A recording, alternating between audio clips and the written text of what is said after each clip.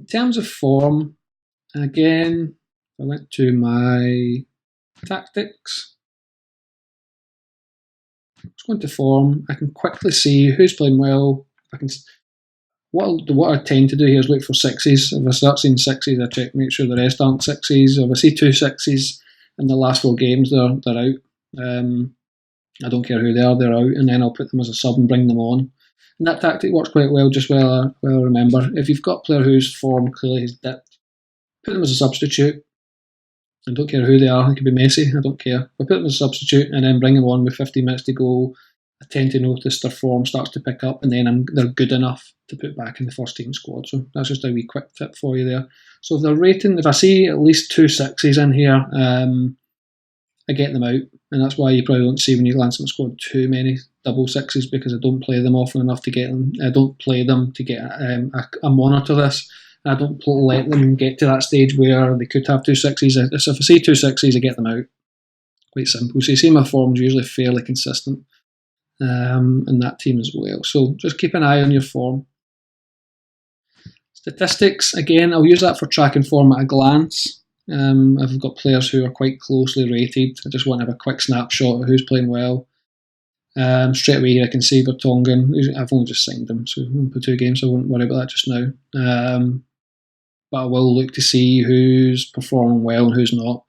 MD below 7.5, I'll start to keep a good tabs on them, just to say, especially if they've been playing a number of games. So just keep an eye on that. 7.5 is my kind of barometer of where I start to worry. And again, you can see here I've got a few 7.1, 7.21 because I've not been playing very well, although he's just signed. So I do keep an eye on it, definitely. Age.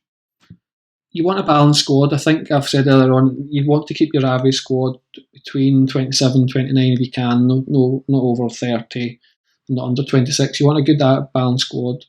You want someone who's an age is important for the captain. I always like to make sure my captain is someone with experience. I don't care if it's the goalkeeper, but usually someone 27, 28, 29, because they're experienced players.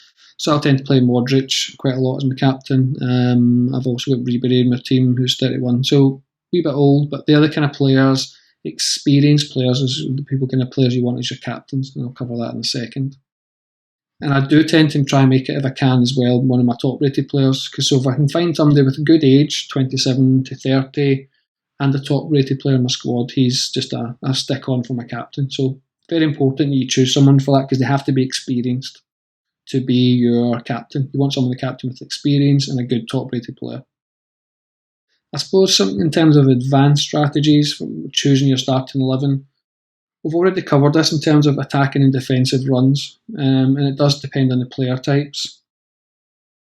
And what I mean by that is these attacking and defensive-minded runs here. With Real Madrid and a lot of my teams, I